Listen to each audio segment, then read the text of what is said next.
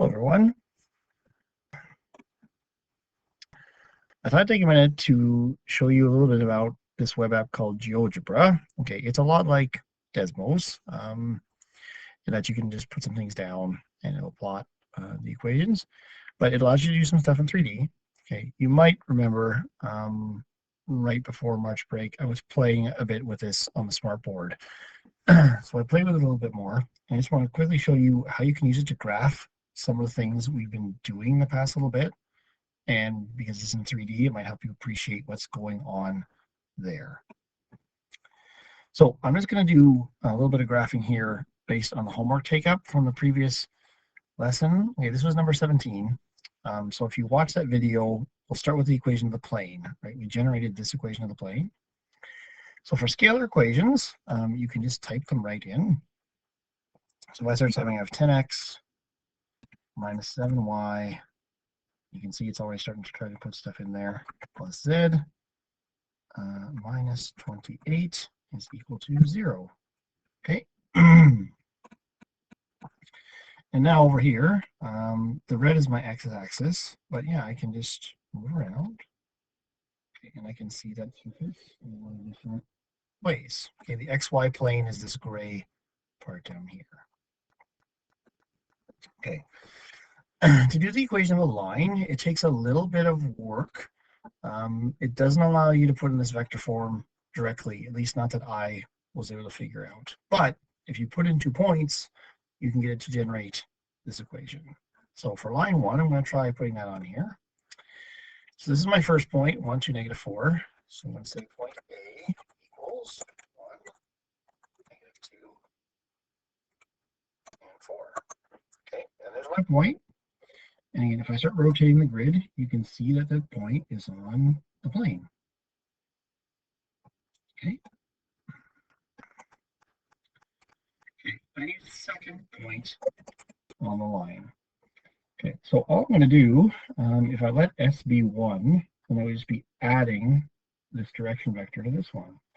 Okay, and I can actually just write that down and it will do it for me. So I started with my previous point, which let's just write as A, my point A, plus this direction vector. So plus 1, 1, 3. Okay, and there we go. Okay, and there's my second point, and you can see it's also on a plane. And in this question, when we created this plane, it said that this line is in the plane. Okay, if I want to actually show the full line now, I'm just going to ask it to make the line. So I'm going to type in line, and then A, B, and you can see now it's actually generated the equation. I wish I knew how to type this in here. I don't yet, but there it is.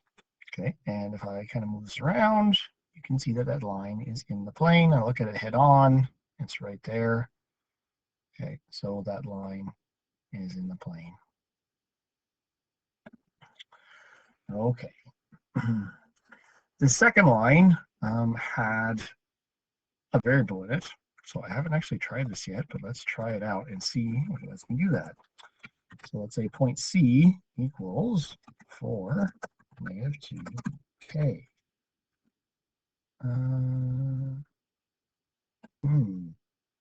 Nope, that did not work. Okay, so let me come up with a slider. Actually, let's try that out. Okay. All right, there's k equals 1. Boom. C equals, let's try this one more time. 4, negative 2, k. All right, there's my point C. And as I adjust my slider, hey, it's moving up and down on the z-axis. Looks like I head this way. There it goes, up and down. Excellent. Okay.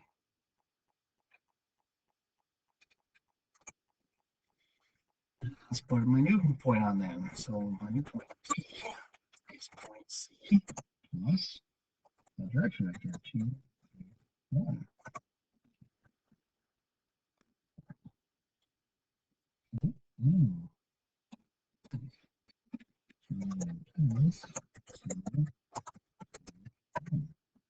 Okay, there's point D over there. Yep, looks like it's parallel to the blade.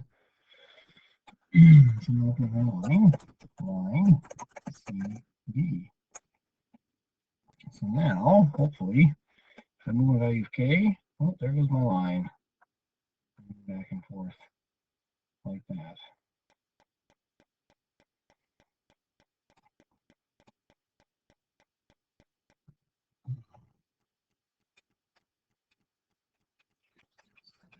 Oh.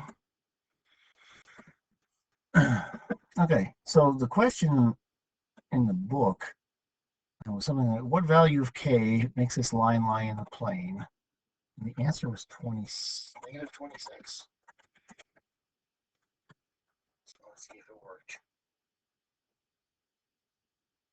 I think it did. I just have to zoom this out a bunch more. Oh, there's my line.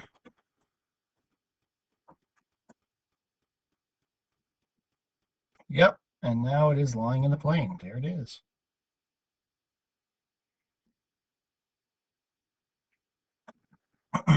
Okay, so yeah, it's a neat tool, and the vector stuff we've been working with so far, you can put it in here, and it will work. I even bet there's a way to take 3 points and make a plane out of it, but that would be another time.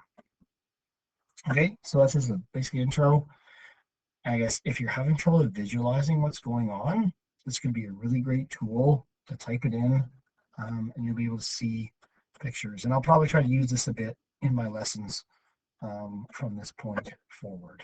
Okay, but yeah, there it is, and you can have fun, and you can even make it spin. That's just beautiful. I could spend all night looking at that. Okay, thanks for watching, and we'll see you for the next lesson on Monday.